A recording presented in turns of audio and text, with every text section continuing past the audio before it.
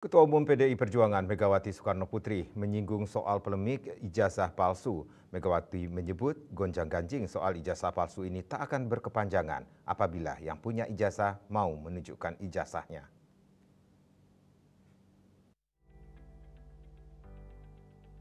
Ketua Dewan Pengarah Badan Riset dan Inovasi Nasional yang juga Ketua Umum Partai Demokrasi Indonesia Perjuangan PDIP Megawati Soekarnoputri menyinggung gonjang-ganjing persoalan ijazah yang tengah terjadi saat ini.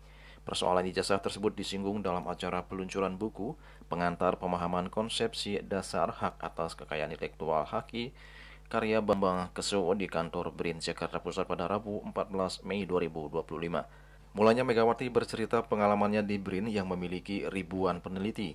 Kemudian Presiden kelima RI itu mengungkit soal gonjang-ganjing ijazah palsu yang saat ini ramai diperbincangkan. Menurut Mega, isu soal ijazah ini tak akan berkembang, jadi polemik berkepanjangan jika yang punya ijazah menunjukkan ijazah yang dimilikinya. Saya ditugasi ke BRIN ini, terus saya punya researcher tuh 8.144. Wah, saya pusing kepala. Kan itu pasti orang pinter semua ya. Wah, tapi saya tidak mau kalah. Saya suruh Pak Handoko apa? Saya suruh di testing dengan ini ilmu psikologi. Jadi IQ-nya sama EQ-nya. Intelligence quantum sama emotional quantum.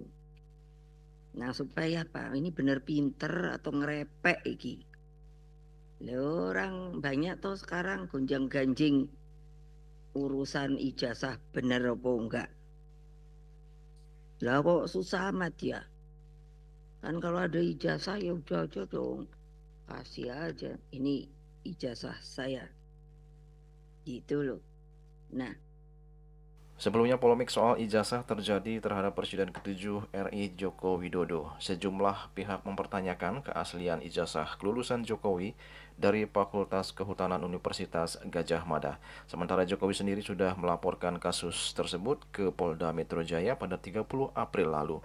Informasi terbaru, Jokowi melalui pengacaranya telah menyerahkan dokumen ijazah asli yang diminta oleh pihak kepolisian ke Barreskrim Polri.